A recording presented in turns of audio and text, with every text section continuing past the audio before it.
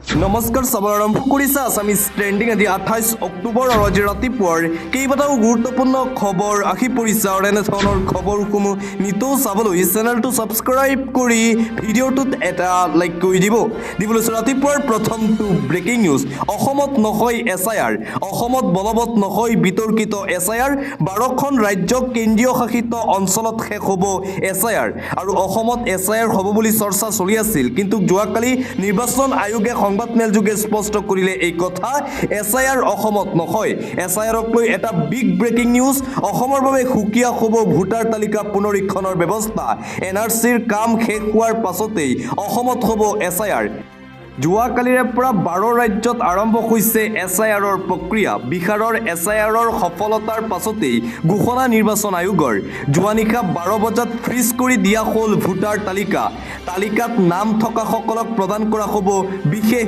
Form unique ইনুমেৰেশ্যন forms প্ৰদান কৰা হ'ব এই ফৰ্মত বৰ্তমান ভোটাৰ তালিকাৰ সকলো প্ৰয়োজনীয় তথ্য থাকিব বিঅল'য়ে ভোটাৰলৈ এই ফৰ্ম বিতৰণ কৰিব নতুন নিয়মেৰে হ'ব ভোটাৰ তালিকাৰ পুনৰীক্ষণ নিৰ্বাচন আয়োগে যোৱাকালি অনুষ্ঠিত কৰিছিল গুৰুত্বপূৰ্ণ সংবাদমেল 2003 চনৰ ভোটাৰ তালিকাত নাম আছে নে নাই মিলাই চাব লাগিব নাম থকা সকলে কোনো অতিৰিক্ত নথিপত্ৰ জমা দিব নালাগে যদি নাম নাছিল কিন্তু পিতৃ মাতৃৰ নাম আছে তেন্তে কোনো অতিৰিক্ত নথিপত্ৰ জমা দিবলগীয়া নহ'ব SIRক লৈ এই গুৰুত্বপূৰ্ণ খবৰ আন এটা বিগ ব্ৰেকিং নিউজ বিকাশ অসমক বহিষ্কাৰ কৰা হৈছে বীৰ লাচিত সেনাৰ সদস্যৰ পৰা বিতৰ্কিত বিকাশ অসমক বীৰ লাচিত সেনাৰ পৰা বহিষ্কাৰ বীৰ লাচিত সেনাৰ সকলো পদৰ পৰা অব্যাহতি শৃংখল চলিকাৰ অপহৰণৰ ঘটনাত নাম সাঙুৰ খোৱাৰ পিছতেই এই সিদ্ধান্ত বীৰ লাচিত সেনাৰ বিকাশ অসমৰ অভিযোগ তদন্ত নোহোৱা পৰ্যন্ত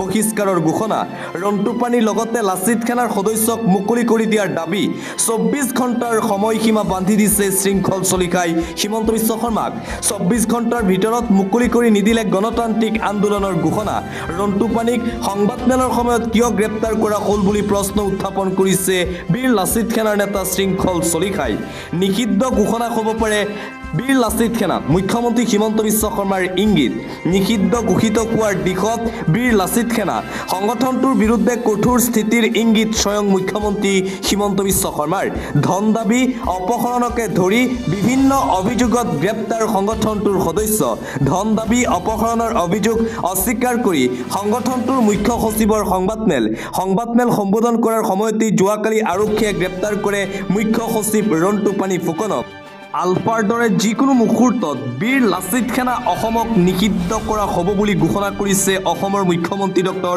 হিমন্ত বিশ্ব শৰ্মাই আৰু আনপিনে যোৱাকালি বীৰ লাচিত সেনাৰ যি 8জন সদস্যক গ্ৰেপ্তাৰ কৰা হৈছিল তাৰ ভিতৰত আছে এজন বিজেপি সদস্য গ্ৰেপ্তাৰ হোৱা 8জনৰ ভিতৰত আছে নেকি বিজেপিৰ সদস্য ধন দাবী অপহৰণত জড়িত বীৰ লাচিত সেনাৰ সদস্য গ্ৰেপ্তাৰ বীৰ লাচিত সেনাৰ নামত ভণ্ডামি কৰা লোকক গ্ৰেপ্তাৰ বিশ্বজিৎ দলে বিজেপিৰ সদস্য বুলি দাবী বীৰ লাচিত সেনাৰ বিজেপিৰ নেতাকৰ্মীৰ সৈতে থকা ফটো শ্বেয়াৰ কৰি এই দাবী কৰিছে বীৰ লাচিত সেনাই গ্ৰেপ্তাৰ হোৱা 8জনৰ ভিতৰত আছে নেকি বিজেপিৰ সদস্য এই ফটো ভাইৰেল হোৱাৰ পিছতেই শিৱসাগৰ সমষ্টি বিধায়ক অখিল গগৈৰ প্ৰশ্ন বীৰ লাচিত সেনাৰ সদস্যসকলক গ্ৰেপ্তাৰ কৰাৰ পিছত অসমত বীৰ লাচিত সেনাক নিষিদ্ধ কৰা হ'ব বুলি মন্তব্য কৰিছিল মুখ্যমন্ত্ৰী হিমন্ত বিশ্ব শৰ্মাই এতিয়া অপহৰণত জড়িত আছে বিজেপিৰ সদস্য এতিয়া বিজেপি দলক কেতিয়া নিষিদ্ধ কৰিব তাক লৈ প্ৰশ্ন উত্থাপন কৰিছে শিৱসাগৰ সমষ্টিৰ বিধায়ক অখিল গগৈয়ে আন এটা ব্ৰেকিং নিউজ অসমক অশান্ত কৰিব পৰা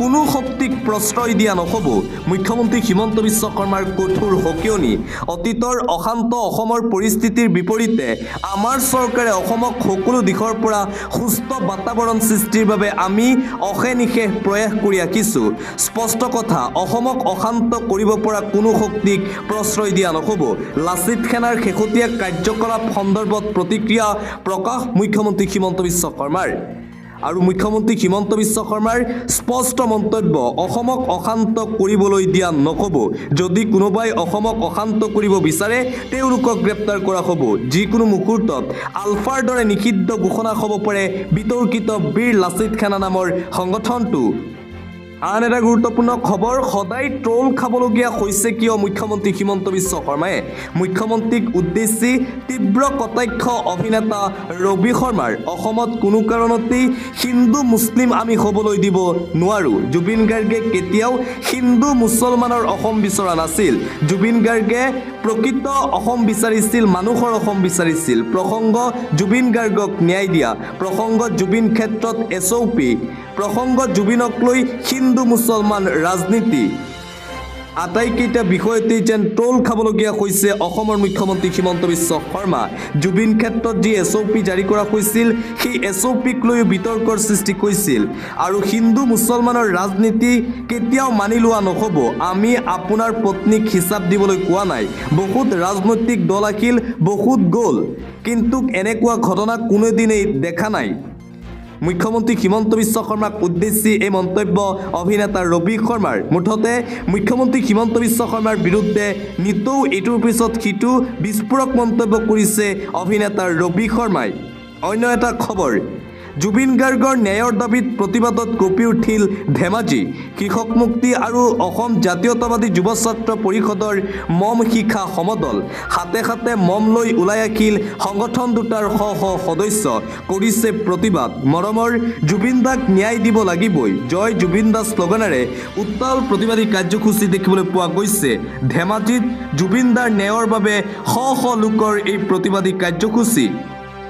আন এটা গুৰুত্বপূৰ্ণ খবৰ, 100 কোটি টকা অভিলেখৰ পিছত অভিলেখ ভাঙিছে ৰৈ ৰৈ বিনালে। ইটোৰ পিছত সিটো ৰেকৰ্ড এতিয়া ভাঙিছে ৰৈ ৰৈ বিনালে। মুক্তিৰ পূৰ্বেই অভিলেখৰ পিছত অভিলেখ। প্ৰতিদিনে প্ৰায় 100খন পৰ্দাত চলিব ৰৈ ৰৈ বিনালে। এয়া হ'ব অসম উত্তৰ পূবৰ ইতিহাসত প্ৰথম।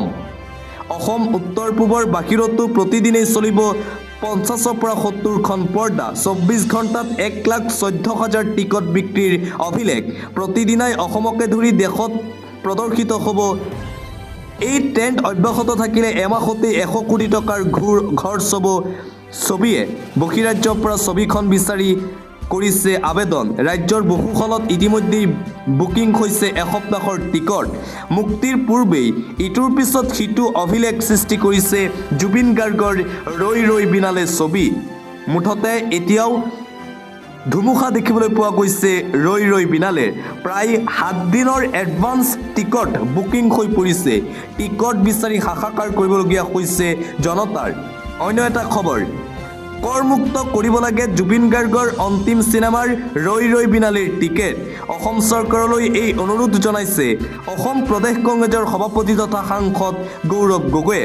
গৌৰৱ গগৈয়ে এখন পত্ৰ লিখিছে আৰু সেই পত্ৰত উল্লেখ কৰিছে কৰমুক্ত কৰিব লাগে, টেক্স ফ্ৰী কৰিব লাগে জুবিন গাৰ্গৰ চিনেমাৰ টিকট। আৰু ৰাজ্য চৰকাৰলৈ এই আহ্বান জনাইছে APCCৰ সভাপতি তথা কংগ্ৰেছৰ সাংসদ গৌৰৱ গগৈয়ে। পত্ৰ লিখিছে গৌৰৱ গগৈয়ে। পৰৱৰ্তী খবৰ, BTRৰ ভূমিৰ পট্টাক লৈ ডাঙৰ ঘোষণা কৰিছে BTCৰ নতুন চিফ তথা BPF প্ৰধান হাগ্ৰামা মহিলাৰীয়ে। 26ৰ বিধানসভা নিৰ্বাচনৰ পূৰ্বেই BTRক লৈ 5টা ডাঙৰ ঘোষণা। প্ৰথমখন কাৰ্যনিৰ্বাহকতেই BTR প্ৰধান হাগ্ৰামা মহিলাৰীৰ মন্তব্য। নিৰ্বাচনী প্ৰতিশ্ৰুতি মতে BTRত প্ৰদান কৰা হ'ব ভূমি পট্টা। 100 কোটি টকা বাজেটেৰে প্ৰাৰম্ভিক উন্নয়নৰ পৰিকল্পনা। 200ৰো অধিক নিবনুৱা যুৱকক প্ৰদান কৰা হ'ব মণ্ডলৰ প্ৰশিক্ষণ দিয়েই ভূমিপট্টা প্ৰক্ৰিয়া আৰম্ভ কৰিব BPF চৰকাৰে। মুখ্যমন্ত্ৰীৰ পৰা অন্তৱৰ্তীকালীন বাজেটত BTRৰ বাবে বিচাৰিছে ধন। মেন পাৱাৰ বৃদ্ধি কৰিবলৈ চৰকাৰক দাবী জনাব BPF প্ৰধানে। 26ৰ বিধানসভা নিৰ্বাচনৰ পূৰ্বে BTRক লৈ 5টা ডাঙৰ ঘোষণা কৰিছে BTCৰ নতুন চিফ তথা BPF প্ৰধান হাগ্ৰামা মহিলাৰীয়ে।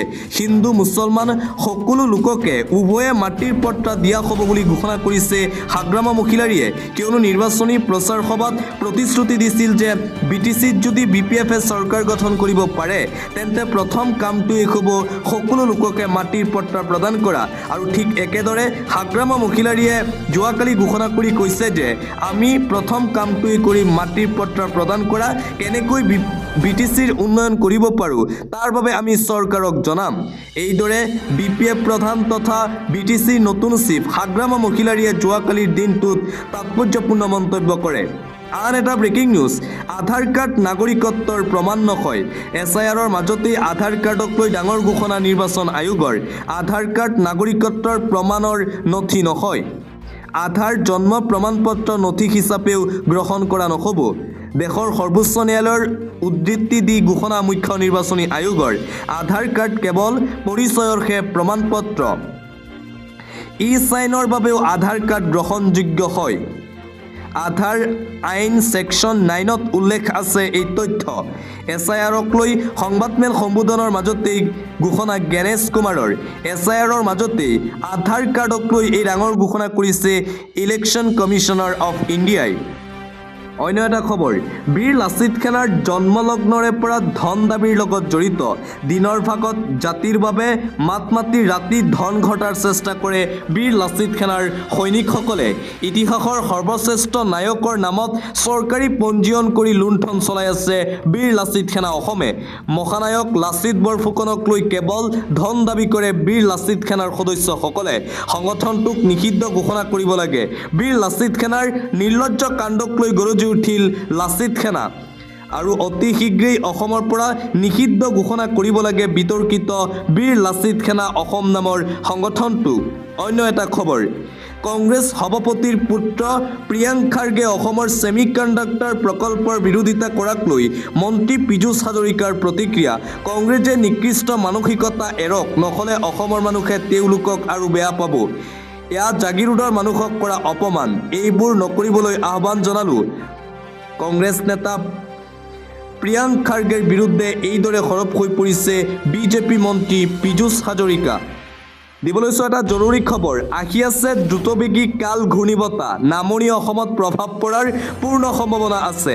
সকলো সাৱধান হৈ পৰক আহি আছে তীব্ৰবেগী কাল ঘূৰ্ণী ধুমুহা আগন্তুক 24 ঘণ্টাত দ্ৰুতবেগী মন্থাই চলাব সংসাৰ প্ৰতি ঘণ্টাত 110 কিলোমিটাৰ গতিবেগত বলিব ধুমুহা বংগোপসাগৰত তীব্ৰতৰ হৈ পৰিছে ঘূৰ্ণীবতাহ মন্থা ভাৰতীয় বতৰ বিজ্ঞান কেন্দ্ৰই জাৰি কৰিছে জৰুৰী জাননী 29 অক্টোবৰ পৰ্যন্ত প্ৰচণ্ড বৰষুণৰ আগজাননী দিয়া হৈছে উৰিষ্যা অন্ধ্ৰপ্ৰদেশ কলকাতাত সষ্টম হৈ উঠিছে দুৰ্যোগ প্ৰশমন বিভাগ নামনি অসমৰো কিছু কিছু অঞ্চলত মন্থাৰ প্ৰভাৱ পৰাৰ সম্ভাৱনা বে অফ বেংগলত উৎপত্তি হোৱা সাগৰীয় ঘূৰ্ণীবতাহৰ প্ৰভাৱ মন্থাৰ ভয়াৱহতাৰ বাবে অন্ধ্ৰপ্ৰদেশত 3 দিনৰ বাবে বন্ধ ঘোষণা কিছু ৰাজ্যত শিক্ষা অনুষ্ঠান 30 অক্টোবৰলৈ বন্ধ ঘোষণা নেৰানেপেৰা বৰষুণত বন্ধ অন্ধ্ৰপ্ৰদেশৰ বিদ্যালয় মহাবিদ্যালয় 27 অক্টোবৰৰ পৰা 31 অক্টোবৰলৈ বন্ধ ঘোষণা কৰা হৈছিল 8খন জিলাত 128টা দুৰ্যোগ প্ৰশমনৰ দল মোতায়ন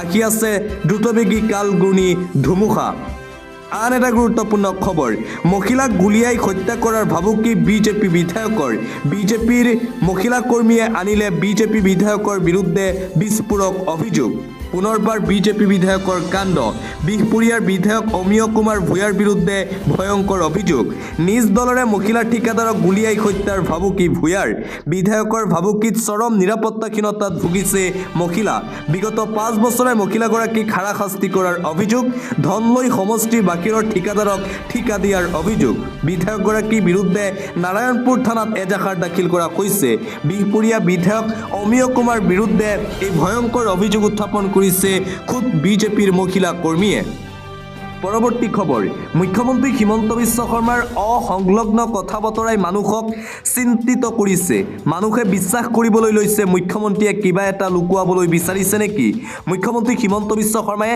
আজি এটা কাইলৈ এটা কথা কৈ ৰাজ্যক বিভ্ৰান্ত কৰিছে আপুনি ৰাজনীতি কৰিব নালাগে আপুনি ন্যায় দিয়ক জুবিন গাৰ্গক এই মন্তব্য কৰিছে কংগ্ৰেছৰ ধুবুৰীৰ সাংসদ ৰকিবুল হুছেইনে মুখ্যমন্ত্ৰী হিমন্ত বিশ্ব শৰ্মাৰ বিৰুদ্ধে পুনৰবাৰ সৰব হৈ পৰিছে ৰকিবুল হুছেইন অন্য এটা খবৰ মুখ্যমন্ত্ৰী হিমন্ত বিশ্ব শৰ্মাই নৈতিক দায়িত্ব পালন কৰিছে নে ইভেণ্ট মেনেজমেণ্ট কৰিছে জুবিন গাৰ্গৰ ন্যায়ক লৈ ভোটৰ কি সম্পৰ্ক বিজেপিয়ে দলীয় পতাকালৈ ন্যায় বিচাৰৰটোৱে কি বুজাইছে ইয়ৰ্ড পাৰ্টিত থকা 3 গৰাকীক যদি অভিযুক্ত হিচাপে গণ্য কৰা হৈছে তেন্তে বাকীসকলক কিয় দিয়া হৈছে ৰাজ আতিথ্য মুখ্যমন্ত্ৰীৰ সৈতে অভিমন্যু তালুকদাৰৰ আছে নেকি কিবা ব্যৱসায়িক সম্পৰ্ক জুবিন গাৰ্গৰ ৰহস্যজনক মৃত্যু সন্দৰ্ভত মুখ্য মুখ্যমন্ত্ৰী হিমন্ত বিশ্ব শৰ্মালৈ এই গুৰুতৰ প্ৰশ্ন উত্থাপন কৰিছে অসম জাতীয় পৰিষদৰ সভাপতি লুৰিণজ্যোতি গগৈয়ে।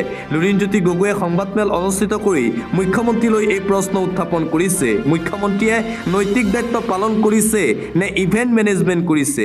ৱেয়ৰ্ড পাৰ্টিত থকা 3গৰাকীক যদি অভিযুক্ত হিচাপে গণ্য কৰা হৈছে তেন্তে বাকীসকলক কিয় দিয়া হৈছে ৰাজ আতিথ্য? মুখ্যমন্ত্ৰীৰ সৈতে অভিমন্যু তালুকদাৰৰ আছে নেকি কিবা ব্যৱসায়িক সম্পৰ্ক?